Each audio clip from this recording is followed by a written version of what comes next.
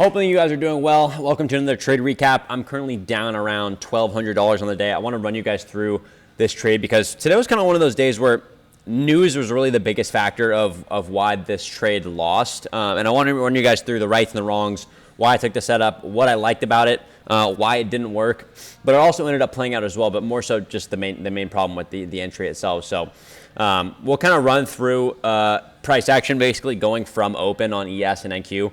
And I'll kind of want to run you guys through basically the main reasoning for this setup, because everything that I wanted to see for this setup played out. It played out perfectly. The only problem was execution, and we had 10 a.m. news today that ended up stopping me out. And so I want to go through that and get you guys some knowledge here. So first things first, let me kind of go back to NQ, and we'll take a look at open, and I kind of want to run you guys through. So going into the day, my bias was bearish, and the reason is going into before market even opened. We'll actually go here to 9:30. Before market had opened, this is basically what I was looking at. So there's a 4-hour for value gap to the left of us. Obviously, we've been super bearish these last couple days, and I wanted to see order flow continuously be bearish to the downside. When I looked at the 15-minute before open, I recognized this internal model as we had manipulated at the highs, took the recent high, had our change in the state to the downside, and this fair value gap also got ran through. So everything that I kind of wanted to see for us to have a bearish bias had played out. We rejected the 4-hour. Drawn liquidity is lower based on the bigger time frame order flow. Fair value got ran through. Everything was indicating we want to most likely go lower. So market ended up opening, and after we had taken this internal low, I was being pretty patient because we did end up putting in an SMT here. So market ends up opening. We put in an SMT at this high. NQ rebalances all the way back higher, running all these stops. And at this point, I'm being patient because I'm not sure if we want to continue to run back higher, if we want to move back higher to go manipulate the high. Right now, I'm just simply being patient. So NQ ends up taking this high, again, recognizing also the discorrelation between ES and NQ. At this time, what is ES doing? ES is doing exactly what it did yesterday, except the roles were reversed. ES is rebalancing price at this point in time to rebalance to the equilibrium of the range, and we also end up taking these internal highs. So now we have a big SMT at the highs, which is bearish, in favor of the draw, right? Because if we're looking for the market to move lower or we're looking for the market to move higher, we want to see a move in the opposite direction of the draw. We're looking for a manipulation leg. So once ES takes this high, what is my entry model? Well, SMT is first. We end up putting in the SMT, NQ runs the highs. ES does not. We're rebalancing, but we also take internal highs. So then I'm looking for inverse fair value gap, change in the state. So these two 1-minute fair value gaps on ES, we end up breaking through these to the downside. And kind of let me actually do this here to get a more specific, show you guys exactly what I was looking at. So bigger time frame here.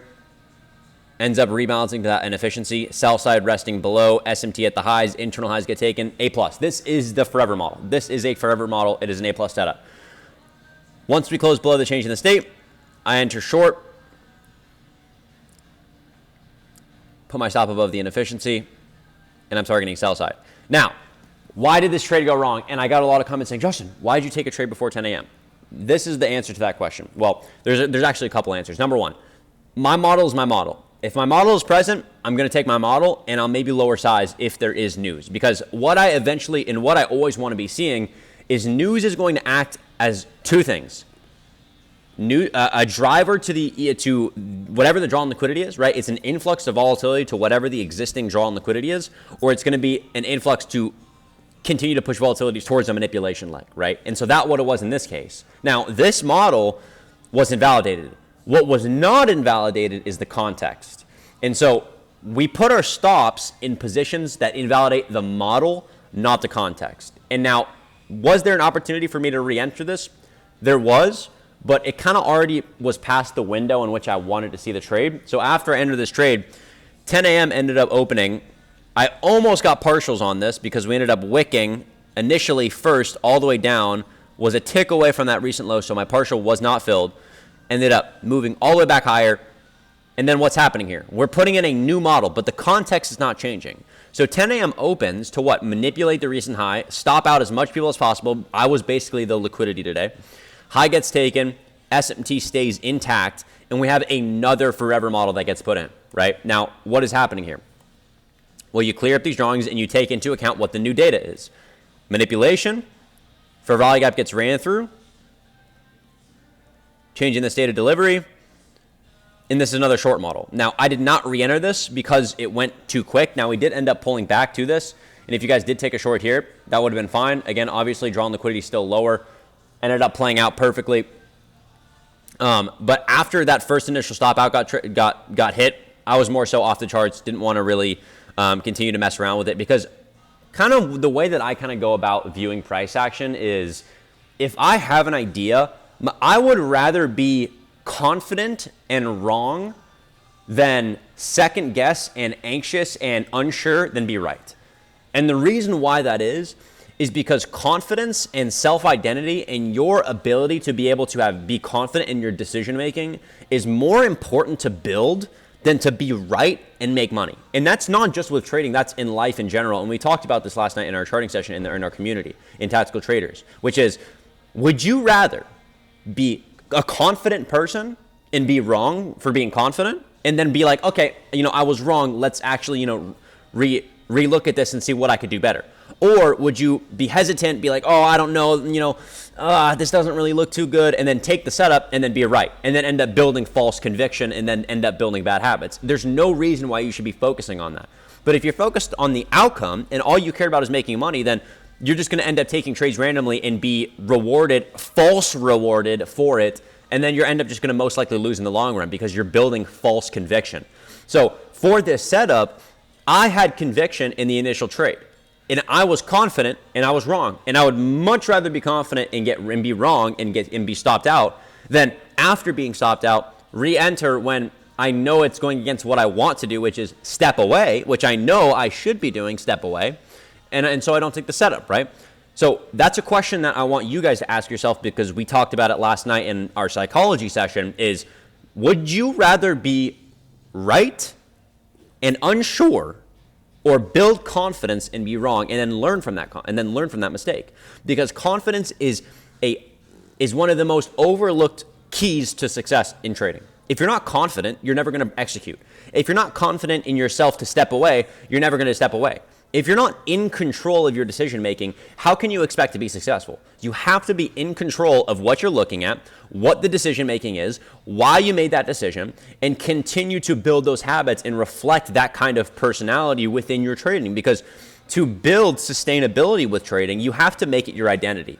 Are you the version of you that is trying to be profitable, or are you the version of you who actually is profitable, who is confident in their decision making, who steps away when they know they need to, and listens to themselves and makes those decisions with conviction and with confidence? And when you start focusing on making decisions with conviction and with confidence, doesn't matter if you are right or wrong, you need to practice making decisions with conviction, because that is how you build the sustainability to trust yourself long term. You have to be able to build trust in yourself, because the times, and not just in trading, but the times in your life when you second guess your abilities, you second guess your capabilities when it comes to being on top of your work, doing what you need to be doing, treating others with respect, anything that you think in your life is valuable. How can you build the conviction and confidence in your morality, in yourself, in your overall just self, to be able to make those decisions? In trading, that's the most important thing possible, is having a strong self-identity in confidence and in conviction. Because if you don't trust yourself, how can you ever expect to come on the market and do what you need to do? How can you ever expect to have self-discipline? How can you ever expect to be patient? It's like, Justin, I struggle with self-discipline. I struggle with patience. How can I build it? Well, you don't fucking trust yourself. You haven't proven to yourself that you're capable of doing it. So no wonder you're not disciplined. No wonder you lack conviction. It's because you haven't proved to yourself that you're able to fucking do it. But you care more about making money. You care more about passing your account than building the person of you that will actually do that. You're so obsessed with the tangible instead of the actual fundamental you that will provide that. Put yourself first. You and your trading is nothing but a reflection of who you are. And if you are not somebody that has conviction and confidence in your decision making, you're not going to be able to act with precision and clarity in the moment you need to be able to act. You're going to make Emotional decision making. You're going to make choices you're going to regret afterwards because, again, you're choosing to rather be right and unsure than wrong and confident. And that is always going to hold you back. So this is one of those trades where I'm okay with taking a loss. And I'm okay with not re-entering because I did what I told myself I was going to do. That is what is important, not the outcome. If I told myself I'm going to do something and I don't do it and I still make money, that's a problem. That is building bad habits. What do you think is going to happen if I continue to do that? I'm not going to trust myself anymore. I'm not going to be able to make good decisions. I'm not going to be able to be trustworthy with other people in my life. That is the importance of what you are doing and what you are building when you are a trader. If you want to be successful, you have to look at yourself, not your trading, because your trading is a reflection of you. So today is one of those days where I am completely happy with a loss. It is another day in the office, A+ model. Now, what was the wrong though, right? What can I realize and recognize? Because again, I'd rather be confident in wrong than right and unsure. So now that I'm confident in wrong, what can I learn from it? Well, the biggest thing is 10 a.m. news. I took this trade before 10 a.m. news and I was aware of it. And I made the conscious decision to take the trade knowing 10 a.m. news was coming in a couple minutes. Was that wrong? Was that right? That's a perspective thing.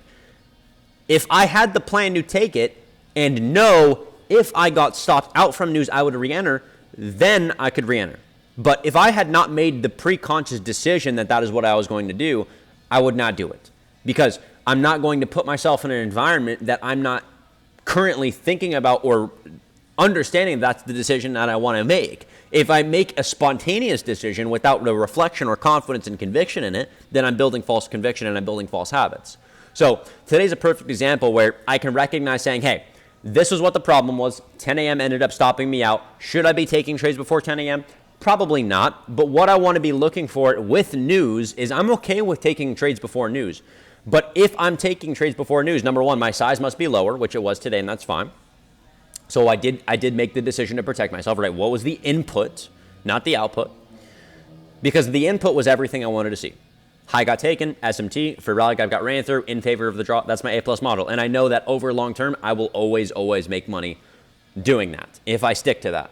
Now, one problem I see so many of you guys do is you'll come into the market and not be able to read what the market wants to do. And you immediately, in your brain, think, I have no idea what's going to happen. And all of your conviction and your confidence gets drained because you're so focused on trying to understand what the market wants to do 24/7 instead of being reactive to knowing what to look for. Most of you know what to look for. Most of you know what to do. Most of you know the decision making that needs to happen for success, but you don't do it because your warped perspective of your outcome and your warped perspective of what you think is going to satisfy you and what you think is going to bring you success is not right. Doesn't matter if there's a good setup, doesn't matter if there's a bad setup. You being able to have conviction and confidence in your decision making and you being able to look at the market and trust yourself. Trust yourself to step away when needing to. Trust yourself to take an entry with low size if having to. Trust yourself to take an entry with a lot of size if you need to, right? But if you aren't constantly trying to prove to yourself that that's what you're going to do, how can you trust yourself? If you're in a relationship and somebody keeps saying that they're not going to do something and they continue to do it, do you care? Do you care if they say they're going to do it and they don't? No, that relationship dwindles and dwindles and dwindles until it falls apart. And that's what's happening with you and yourself right now. Your relationship with yourself is dwindling because you care more about the outcome than the relationship you have with yourself. And how the fuck do you expect to be successful? But nobody else in the space is going to tell you this because number one, they don't fucking care. Number two, they aren't at the level of self-reflection or emotional maturity to be able to recognize it. And I'm going to be able to come on here in YouTube and tell you this for free. Brother, I'm not going to bullshit you. You have a fucking problem. You have a problem that needs to be fixed. Out of love. I wouldn't say this. I wouldn't make these videos if I didn't care to make a change. If I didn't care to help people in the community. If I didn't care to continue to provide value. I want you guys to succeed. And sometimes the truth hurts. But you need to recognize what the problem is because sometimes we can't see what the problem is. And one thing I always go to God and I say, God, give me and show me the things that I can't see. Because a lot of the times we're so focused on one thing when we realize the problem is actually behind us or to the right or to the left, but we're so tunnel vision on this one thing in front of us that we think the problem is. And we don't realize that a lot of the times that maybe that's not what it is. Maybe what it is your relationship with you.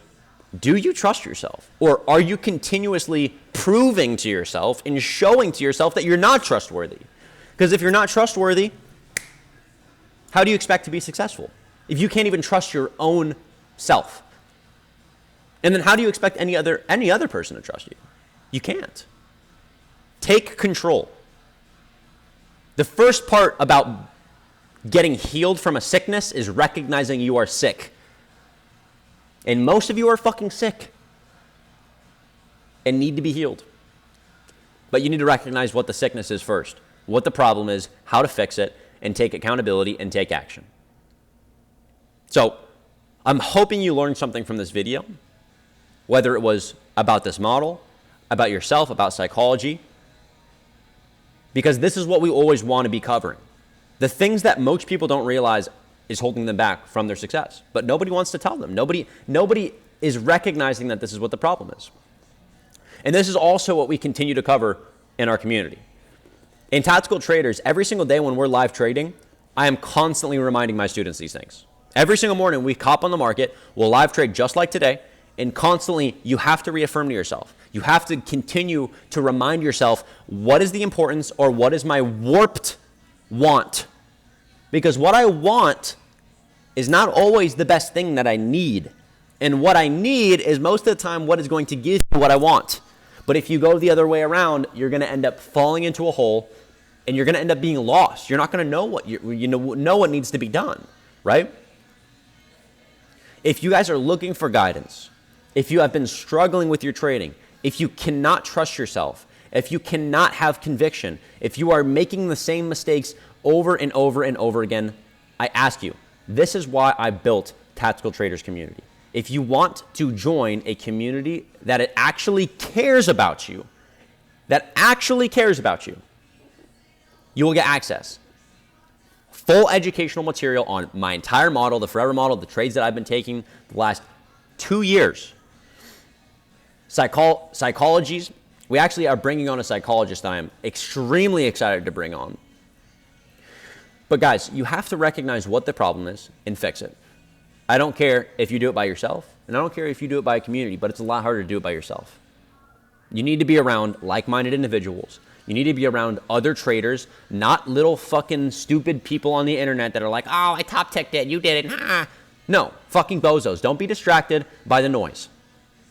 Lock the fuck in, get to work, and let's fix some problems. If you're looking for help, take a look at the Tactical Traders Mentorship. Take a look at our Discord. Take a look. Come watch me live trade. Come watch me do charting sessions. Let me help you. I'll leave the link in the description. Also, TradePath has been launched yesterday. 100 users have been hit. Another question just to end off this charting session with this little update on that. People were saying why that we only capped it at 100 users. And the reason we capped it at 100 users at the start is so that we can give those users a red carpet experience. We want to be, it's not because our servers can't handle it. Our servers can handle thousands of users. But it's because we want to give those people a personalized experience, fix the early issues, get them the help that they need, and slowly bring on more people. So if you're looking to get Tactical or the TradePath software as well, I'll leave that in the link in the description. You can join the wait list. More spots will be opening up soon, but they'll probably go just as fast as the first 100. So be safe, recognize the problems, get back to work. I will see you guys in the next video. Peace out.